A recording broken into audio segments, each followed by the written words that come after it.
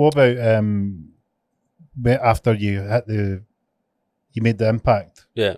What was the sort of response like? It was perfect storm. Social media just kicked off. I was an early adopter on Facebook, and people started flying over and getting tattoos. And I remember the first one, it was like a guy from England. I was like, holy shit, a guy from England. And then it was a guy from France, and then America, then South America, and then now it's just probably 70% international clients all flying in. Wow. And then that sort of gave rise to me introducing the 2-day appointment, which is sort of industry standard now. 2 consecutive days. I remember the first time I put that up, and people were like, holy shit, 2 consecutive days. And then I did 3 consecutive days, and I do that more often than I would like to. Mostly, people are flying in, they want to get it done. Mm-hmm. And then now it's like the 2-day back piece, which was about a month ago. But these are not things, I'm saying those in jest. These are not the way I like to tattoo, because there's a guy who did his back piece in 2 days, 30 hours. Is that the guy that like the appointment was kind of? Yeah, I didn't know it was meant to be a back piece, and he'd flown from Oklahoma, and he was flying out, and it had to be done. 15 hours, sat like a rock, didn't move. Holy, did not 15-hour shifts. 15 hours one day, fuck, 15 hours the next so day. He sat for 15 hours, and you're working on him 15 for 15 hours. And then when we finished at about 11:30 at night, I went home, and then the next morning came in at 7:30 and started again, did 15 hours and finished it.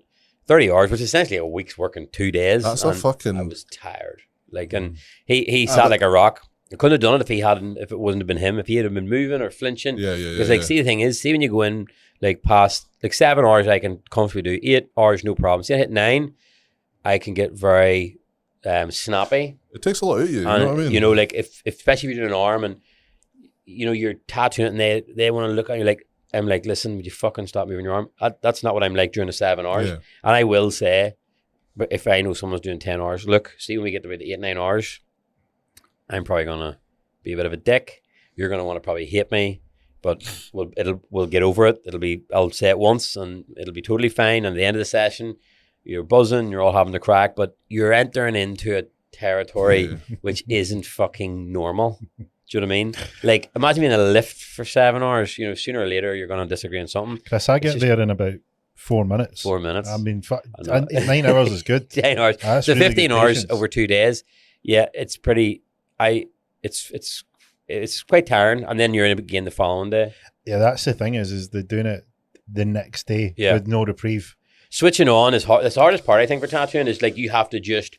If you're any other creative who works on canvas or clay or metal work, they can afford to have creative blocks. Mm-hmm. Today I'm not feeling it. Today, we have to turn up and be like, "Hey, we need to knock it out. What's happening?" And if anything, I didn't realize I had issues until COVID, because I was turning up every day with a massive smile on my face, and it wasn't until COVID came and I realized here I'm actually not as happy as I thought I was. What do you mean? Did you just look in the mirror and no, I definitely suffer from mania, but I didn't realize till COVID happened. Well, the WrestleMania, WrestleMania, Ultimate Warrior. No, just manic. He coming in with the tassels, shaking the coil.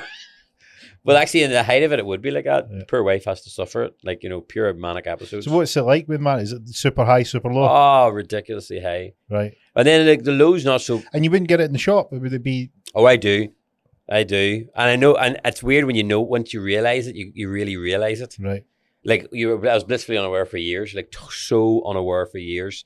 And I wondered why, and I could just see some customers going, fucking hell, he is not going to shut the fuck up. I could see it in their face.